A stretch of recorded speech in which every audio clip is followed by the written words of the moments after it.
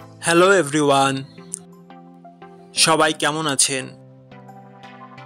আশা করি সবাই ভালো আছেন। বন্ধুরা, আমরা সবাই জানি যে টাকার রেট ভিন্ন ভিন্ন।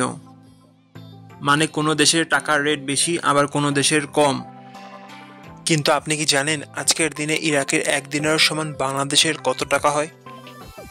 আপনার ধারণা কি ঠিক, নাকি অবাক হওয়ার মতো কোনো চমক আছে? এই ভিডিওটি বিশেষভাবে আপনার জন্য তৈরি, তাই শেষ পর্যন্ত দেখুন। কারণ আপনি যদি নিয়মিত টাকার রেট জানেন, তাহলে অর্থ লেনদেন বা বিদেশ থেকে পাঠানো রেমিটেন্সে লাভবান হতে পারেন। আজ শনিবার 22শে নভেম্বর 2025।